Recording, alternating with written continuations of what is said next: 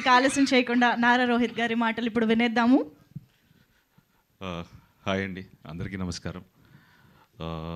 So very happy with the reviews అండి. So కొందరికి కొన్ని నచ్చలేదు, బట్ డెఫినెట్గా చాలామందికి నచ్చింది.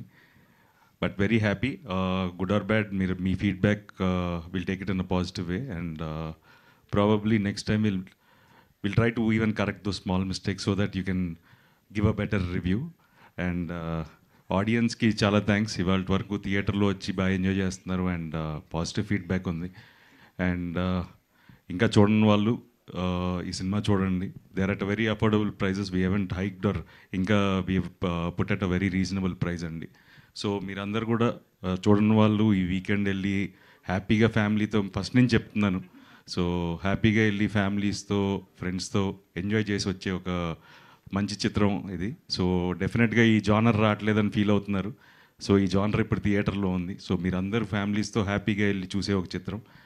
అండ్ మా టీంకి వచ్చేసరికి I need to thank everyone అండి, ఎందుకంటే వాళ్ళ support is like very important ఈ సినిమాకి, from the cast and the crew and my producers.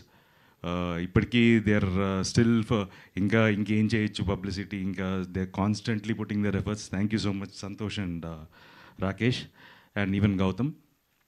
And very happy, బేసిక్గా సత్యాకి నేను ఇచ్చిన మాట నేను నిలబెట్టుకున్నాను. ఆడు చాలా, తనకి మంచి పేరు వచ్చింది. I'm very happy for that. And Satya వల్ల ఈ సినిమా థియేటర్స్లో బాగా ఎంజాయ్ చేస్తున్నారు. అండ్ చాలామంది, I'm very happy that Satya comedy బాగా ఎంజాయ్ చేస్తున్నారు ఆడియన్స్ థియేటర్స్లో. అండ్ స్పెషల్గా వెంకీ రాసిన డైలాగ్స్ గురించి చాలామంది చెప్పారు.